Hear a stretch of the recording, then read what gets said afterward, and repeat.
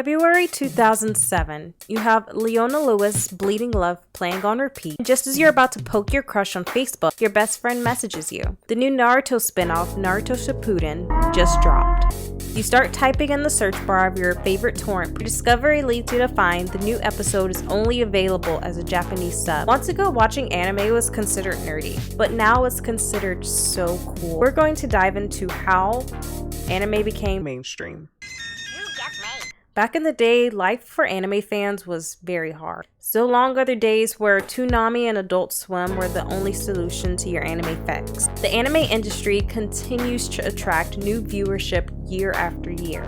According to a study done by the Anime Facts, the total visitors of Crunchyroll, other pirated sites, and monthly estimated Google searches averaged around 100 million people. That's huge! Naruto could use 100 million shadow clones to fill up 193 football fields. And of course, with increased viewership comes an increase in production. For example, Netflix continues to pump money into their crazy anime machine and acknowledge that they've had plenty of W's. We also need to acknowledge that they've accumulated plenty of L's. Netflix first ventured into anime in 2014. It wasn't until 2017 the streaming service announced it would be spending a sizable chunk of its budget on the animation style. It's becoming less of a niche thing, especially now that Netflix picked up a bunch of shows, said McCormick's sophomore, Kevin Shui, the Anime Club's tech chair. I think that was a really big turning point in terms of people starting to watch it because everyone has Netflix. And we can't forget about the pandemic. During 2020, when everyone was staying home and just streaming everything that was on, Demon Slayer became a huge topic of discussion for many people. Streaming services now allow for anime fans to dive into huge libraries of content. Now anime viewers even have the option of subtitled versus dubbed episodes. Also, instead of having to wait 3 to 5 days for the new episode of your favorite anime, you're able to watch the premiere within hours. And having so many options to choose from, people continue to flock to anime every day as their main choice in entertainment. Reddit user Archangel16 says it best. The biggest thing I think is that a lot of streaming services have cropped up to provide access to anime content in a way that isn't contrived. Well, mostly. Rather than really having to dig and search for something which you know about in the first place to even find, the widespread use of Netflix, Hulu, etc. makes it much easier to just stumble upon the content in the first place.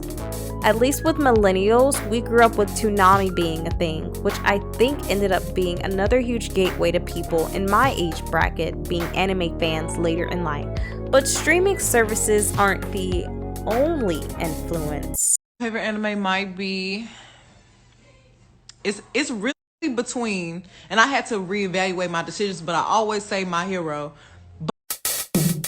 With the assistance of the internet, anime's popularity has continued to increase on social media via content creators, anime forums, celebrities, and much more, which have enabled anime fans to share their interests around the world, which results in attracting more viewers to the community. Fact is, compared to before, there's a much higher chance of regular exposure to foreign media today. Anime discussions are unavoidable on Twitter and Reddit, while manga chapters are analyzed and discussed on social media and in YouTube videos within hours of its release. Also, many fans rely on social media as its main source of information and news on anime. Instead of recommending anime directly, a social media trend incorporating it can drive more viewers towards it. Just take a look at some of the cosplay, pose, and compilation trends that have taken over TikTok. The song JoJo Pose I Apollo Fresh took on a whole new life on TikTok in 2020. It gave anime fans the chance to pose as their favorite anime character. Some animes have also seen a revival in viewership due to social media trends. For example, take a look at Kill la Kill, which saw increased viewership as a result of a TikTok trend. With the anime fandom growing, many retailers and high fashion designers are jumping at the opportunity to collaborate some of these popular shows. If you're a JoJo fan, you probably remember their collaboration with Gucci. Or if you've been following the long drawn-out One Piece series, you probably found yourself first in line for their Skechers collab. And let's not forget the Coach Michael B. Jordan and Naruto collection, the Uniqlo Shonen Jump collection, the Doraemon Gucci collab, the Spirited Away collection with Fashion House Low, and the list continues to go on. Plus the various anime clothing companies that keep targeting me on Instagram. It's easy to forget that as a fan, the people in our anime bubble may not share the same views of people within the wider anime community, and it will continue to grow. Years from now, you may find yourself chatting with your normie sibling about how intricate and detailed the politics are of Attack on Titan. But until that day comes, enjoy still being niche